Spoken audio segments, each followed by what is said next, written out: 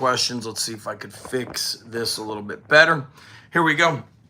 On the desk, make sure you guys have the second edition of the Encyclopedia of Underground Strength and Conditioning. It's on Amazon. Very cheap too. I think it's like 32 bucks. So I got a question that came through the email. I keep the names anonymous when I do this. So this topic is on advices for a new strength coach, somebody who's got knowledge and wants to get in the game. So listen to the email. I'm not going to mention his name. So he says, "Hey, Zach, much respect to you and your time. I have been listening to your Strong Life podcast the past few months, and I have been called to action as a man, father, husband, and coach. I have been purchasing books and programs from everyone that has put sweat in the game. I'm currently reading your Encyclopedia of Underground Strength and Conditioning, and I'm loving how raw and real it is." Let me see something here. I want to, there we go. There we go, kids. The more, my bad. I have a very similar upbringing with lessons learned.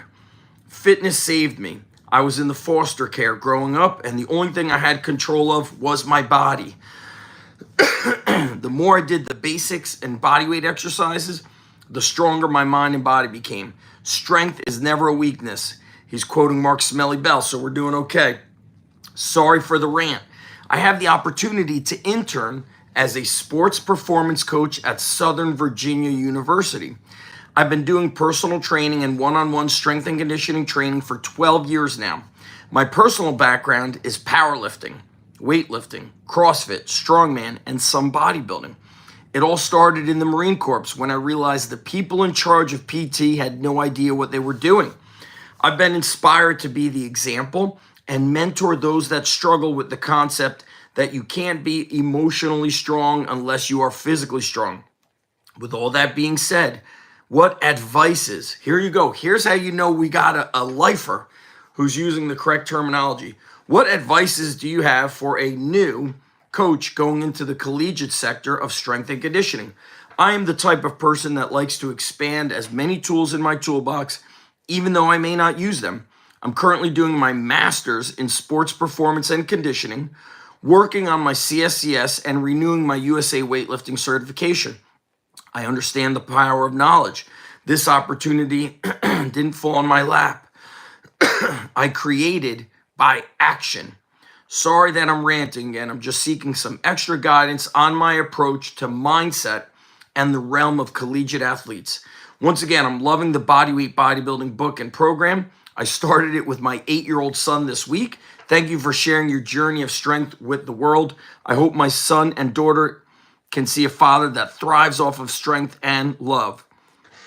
And regards from our friend here.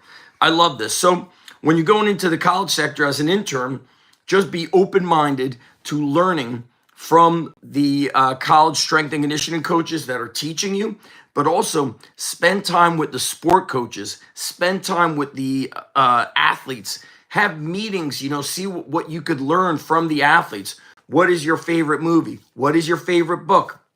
What do you love most about this sport that you're in? What is the struggle you're having the most? So really learn the layers of what's going on beyond the surface of strength and conditioning. You mentioned in getting a USAW cert, getting your CSCS is a necessary if you're going to work in the college sector, as well as if you're going to work in the military sector, which is a great one. I love seeing people interning and wanting to learn. So I think you've got the desire and the hunger to learn. You're a father and you're seeking to get into the career of strength and conditioning. The only heartbreaking thing for me in college strength and conditioning is the pay has been quite poor and the hours are pretty crazy. They make it very tough to be a family man, which is why I tend to encourage people to do military or high school and get a little bit of experience in the private sector, so at least you know how to do some of the private sector strength and conditioning, including the business aspect of it. So what can you learn? Keep going down this path of learning from various coaches. Whoops, we had a little bit of a freeze here.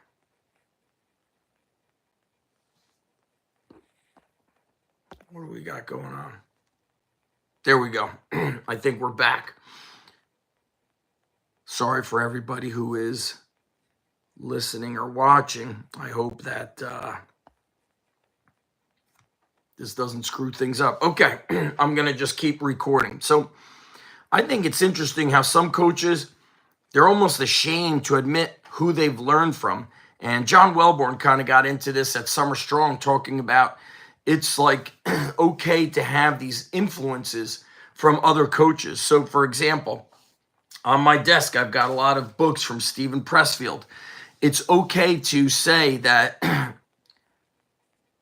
keep at it, coach. More of us watch and listen. Thank you, Board Performance. I'm not even sure if this video is working right now because it froze on my end. It's okay to learn from many different coaches, not just current day, but in the past. Buy the old Strength and Health magazines as well as Muscular Development and Ironman. Buy them off of eBay from the 50s, 60s, and 70s.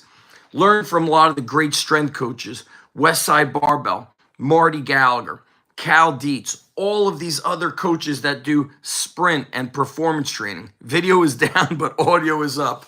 Wild times on the Instagram. When I look at my library, I love that you're picking up books. You know, I look at my library, I see books by Vince Gironda, Arnold Schwarzenegger, Brett Contreras, Brett Bartholomew, older books, Yi Systems, Dan John, Super Training. I'm just trying to see what I could see from here. There's also books and videos that I've done and posted to my YouTube. If you search the word books, you're going to find many videos through the past almost 20 years of me sharing books out of my library. So I think the learning never ends. And then I think most important is you're going to experience the college sector lifestyle and the college sector schedule. And that's going to give you a good idea if this is a road and a path you want to take. If possible, when there's sporting events and competitions that you need to be at, get the clearance to invite your wife and your kids so you can incorporate family time into the days that you're at work. I like what you're doing. I like the path that you're on. Keep listening to the Strong Life podcast and keep learning. I think once we stop learning as strength coaches, then it's over. And I've got many videos on books that I recommend. I've got many podcasts. If you go to zachevnesh.com, use the search button. I tell coaches, search business, search books, search strength coach, and you will find many advices. And the best learning is the way you're doing it, with boots on the ground, getting real experience. And so I commend you for that. And I love that you're doing the USA weightlifting. Even though I have a lot of experience, I want to get USAW certified, maybe USAW Sport Performance certified, because I think it's just great to keep learning. You know, that's what I do as a coach, is I'm trying to break what I've always done and kind of improve where I am from yesterday, last week, and certainly years before. There's also a lot of coaches I follow on Instagram and Twitter. And so you could go into my account and see who I'm following. Some of the names I don't remember. Some of them are these young coaches that we don't really know about, but they're doing amazing things, powerful stuff. So I'm going to shut it down because the video is frozen. But any questions, you could always email me. And I'll say this last thing, a lot of self-promoting here. undergroundstrengthcoach.com. Get involved in the Underground Strength Academy. There is so many videos and excerpts from my seminars and certifications. It is a powerful resource for coaches. I'm out of here, guys. Thank you. And hopefully we could shut it down